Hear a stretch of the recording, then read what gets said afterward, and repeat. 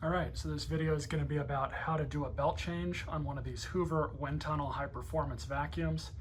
And this is obviously a different color than the one that is in the thumbnail.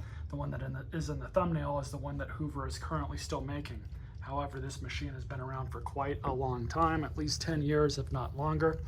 And this is the same machine as the one that is currently being made, just a different color. If you're finding that your brush roll is stopping when you're using the machine, no matter what you do with this, you turn it on and it just, runs and then it stops, it's probably time for a new belt. So first thing you got to do is flip the machine over and do that.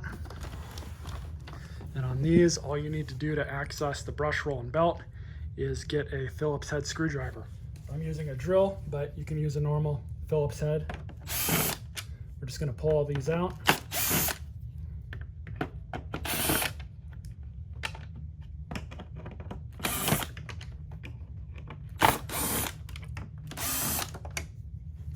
And just like that, flip it on back. And you can use this time to clean out this whole chamber if you desire. Clean this up as well. This is all pretty clean, so I'm not going to bother worrying about it. Pull your brush roll out just like this. And then your belt, just loop it back around the shaft so you can pull that off just like that. And you can see this one's got some wear and tear on it. Let's compare it to the new one. These are what's called a flat belt. They are not designed to stretch. However, over time, they will gain just a little bit of length to them. This one's not that bad, but you can see down the middle there how it's kind of bowed out a little bit. And it's about time to change it. These belts are cheap, links are in the description. So when you get your new belt, you just loop it back around the shaft. Of course, make sure your shaft is clean. If this thing has rust on it, you can get some sandpaper very carefully with the vacuum on and kind of rub it up against this, or use something like a Welders Stone. Links are in the description for that as well. I don't recommend if your regular layperson do that. Let a vacuum store do it for you, but that's how I've done it in the past. So you just grab your new belt, loop it around the shaft just like that, and then it's pretty self-explanatory. Just get your brush roll, make sure you lined your squares up.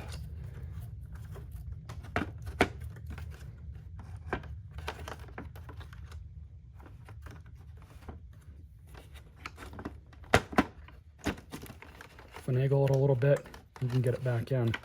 So obviously we've got the clutch off, so we're going to turn it back on, or turn it off rather. But here it is with it on. Just like that. You can see how this thing works. It just removes tension from the belt. Really, really simple design.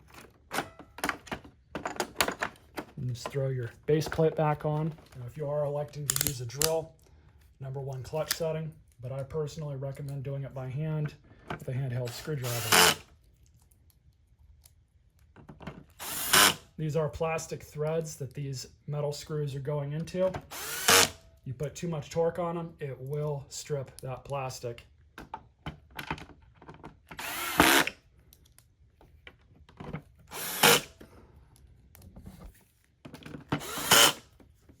Now we'll plug it in and inspect our work. All right, turn it on.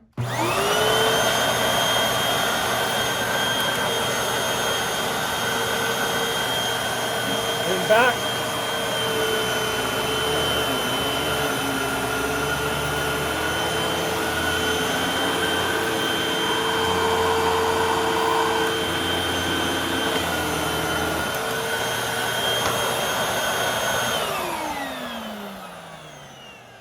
Really easy repair, saves you a service, and honestly, these belts are so cheap, you can buy a 2-pack and save a ton of money. Stay tuned for more videos.